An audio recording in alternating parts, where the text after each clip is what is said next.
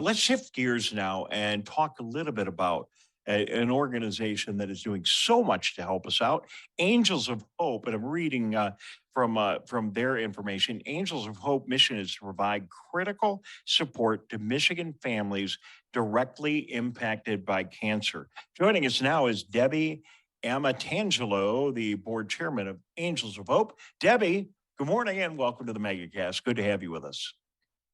Hi, good morning. Thanks for having me today. Well, thank you. Did I get your name pronounced right? There's so many syllables there. Was I close? You were pretty close. All right. For sure.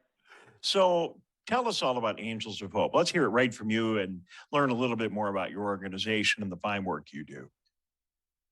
Yeah, I'm happy to. So we are a 100% volunteer nonprofit. We help Michigan-based families as they're fighting cancer. And we do things like pay mortgages, utilities, car payments, all the things that accompany a cancer diagnosis and add a level of stress that most people don't know exists.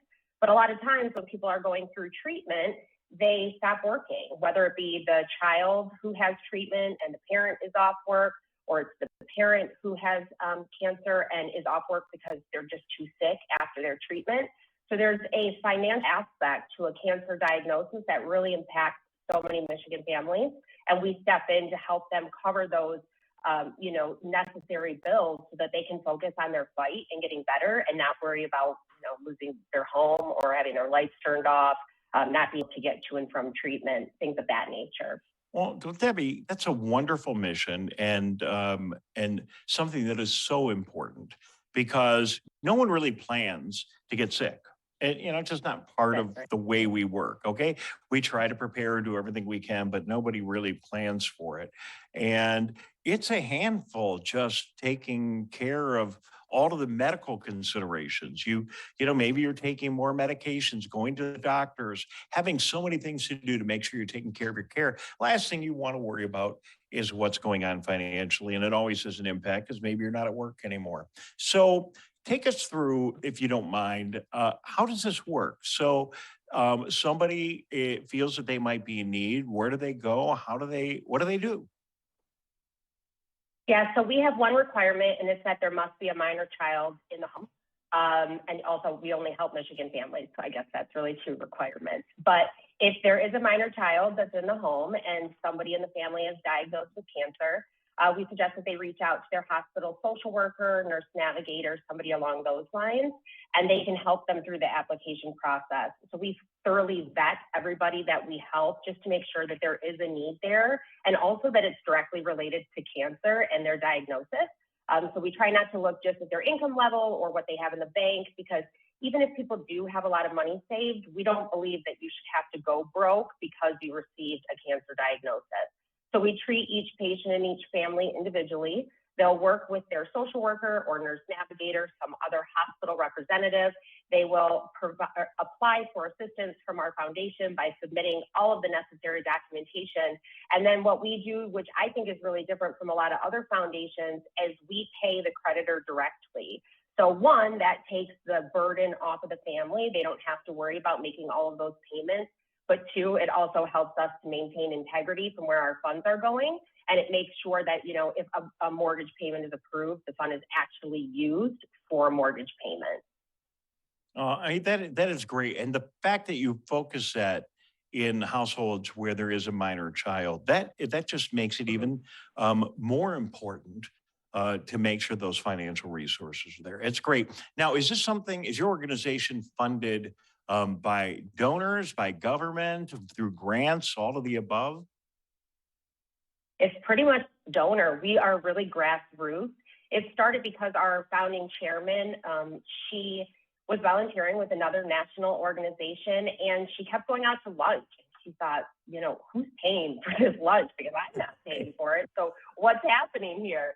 And so she said, there's got to be a better way. There has to be a way for us to make sure that the dollars coming in are going back out where they're needed.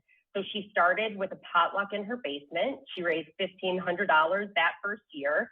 And now here we are, I think 17 or so years later, we are raising about $1.2 million a year, strictly word of mouth through our donor base. And because we are 100% volunteer, nobody takes a salary, and we have very low overhead. We don't have offices. We don't have, any of the stuff that accompanies a traditional business in addition to salaries. So about 98% of every dollar that's donated to Angels of Hope actually goes right back to helping Michigan families, because the only things we have are like, stamps and website hosting fees and things you kind of can't get around. But we do a very good job of keeping our expenses incredibly low so that we make sure all of our funds that are coming in through our loyal donors and local small businesses are doing the most good. So, in addition to providing financial support, Angels of Hope also has a program called the Smiles Program. What's that all about? Mm-hmm. So that's where we pair with local photographers to take family photos. Unfortunately, not everybody wins their battle at the end of it. And we've heard from so many of our patients that, those times are very cherished and they're very sweet to your heart. And it's very easy to lose sight of the fact that you don't have anything but memories once somebody succumbs to the disease of cancer. So we partner with local photographers and take family photos and make sure that people have something to hold on to, whether or not the outcome is positive or unfortunately not. It makes sure that people can remember this time in their lives, have that, thing tangible to hold on with them going forward. And again, just as you mentioned earlier, you're a 100% volunteer organization. That's Right. that's really important, I think, to people right now to know that so many of the organizations that are doing great work, they have significant budgets, and not that one way is better than the other, but it's good to know the way you put your structure together. Does that create challenges, or do you want to talk a little bit about the way you folks have decided to run Angels of Hope? It does, because, we all also have day jobs. I affectionately refer to this as my second job that I don't get paid for. But, I go to work every single day, and that helps me to live my life. And then I do all I do with Angels of Hope, and it really helps me to live what I call my purpose. So it's just a group of like-minded individuals. We're a board of 10. We put on two major events a year: our golf outing, which we just had, and our gala, which is in March, in Shelby Township. So we host those two events and kind of do all of the maintaining of the organization through that. But as you can imagine, it takes a lot of volunteers, which at times can be challenging because people have a lot going on in life, right? Especially now when most families are two working family households. And then, people do have their kids and their sports and all that jazz. So that's the hardest part, is getting volunteers to stay engaged throughout the different life cycle. But at the end of it, the 10 people that serve on my board all come from the same point of view. We all have the same heart, and we understand that by, giving the time we maybe don't have, we've been able to run this beautiful organization that has helped thousands of Michigan families, and that goes away the minute you hire somebody. So it's one of the things we're the most proud of, that we have never written a single paycheck in 17 plus years. So you've got many levels that you need help. Obviously, you need people on your board to help guide your path and do the things that boards do, but you need day-to-day hands-on people as well. How would people reach out to you, and how do you reach out to them to get connected so you can find out about each other? We post a lot on Facebook. We also work with Share Detroit. So we've got a profile up on their website that lists some of our available opportunities. And, we've really managed to do a lot of this via word of mouth. It's kind of crazy when you think about how connected the world is now. But, we talk to people, and I'll tell you, we actually had a family that her name is Alicia. And when her husband was going through cancer, they came to us. They received a grant. We helped them throughout their journey. Unfortunately, her husband did succumb to the disease, and we helped lay him to rest and provided funeral expenses for the family, and then sent their kids, or her and her children, to Frankenmuth for a weekend so they could start forming happy memories again once they were, ready to start moving forward with life. But I'll tell you, now here we sit, I think it's about 3 years later, and she recently represented us at a community event that the funds benefited Angels of Hope. And she has now become a volunteer of our foundation. So they come to us from all different ways, whether it was people who donated or people who have received help in the past, stumbled upon us on Facebook.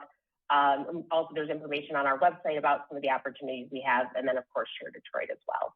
Well, that's a great story, and thank you for sharing that. And I know people that volunteer and get involved in organizations such as yours get so much out of it.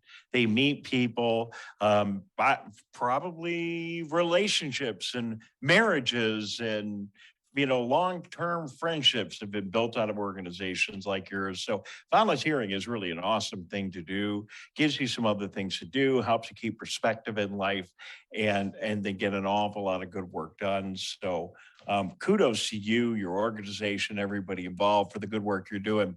There must be Thank something else you. that you would like people to know about. I like to ask every once in a while. If you had to ask yourself a question on the show today, what would it be, and what do you think people need to know about that we might not have gotten to? If there's one thing that I always preach is please make sure people know we exist. A lot of times when people are going through cancer treatment, they're worried and maybe they don't want to communicate it. And I'm sure you've seen it amongst your friends if you've got a Facebook page. People jump to starting a GoFundMe or something along those lines because everybody wants to help, but nobody really knows how when that happens. And the best thing that anyone could ever do for a foundation like ours is simply to make people aware that it exists, because you might have heard about it and then several years later when you actually need it, you filed it away and you don't pull back on it. So if ever you hear of a Michigan family that is diagnosed, please just let them know resources exist and we are here to help them. And they don't have to wait until the stress is burdensome for them. A lot of times I have patients come to us and they don't come until after they are already past due on their electric bill because they had to decide which bills got paid. And unfortunately, that wasn't it. And now they're facing a shut off situation. And you don't have to wait until it gets so heavy that you can't carry it. You can come to us from the beginning and we'll help you before it gets there. Well, Debbie, thank you for filling us in today and in your fine work, and it sounds like a great organization. And just like a lot of other people, I wasn't too familiar, with your organization. So that's what this is about today, letting people know. We'll have you on again and make sure that we take this video today and spread it all over YouTube and the internet and everywhere we can so more people can be aware of your story. It's good work. Yeah, real quickly before we go, the social workers at the hospitals really do a good job. They've got a handful helping people through these challenging times, and being aware of all of the programs such as yours. That's right. Yeah. And, they're as spread thin as anyone else right now, particularly with COVID. I know there's been a lot of downsizing. So it's absolutely a challenging role for them. And if you know a social worker, give them a hug because that is really hard and oftentimes, overlooked and maybe a little bit underappreciated work as well. All right, Debbie, thank you very much for being with us. Very good to meet you. Website, phone number you want to hand out before we say so long? Yep, www.angelsofhope.org. And thank you so much for having me today. It was wonderful to chat with you.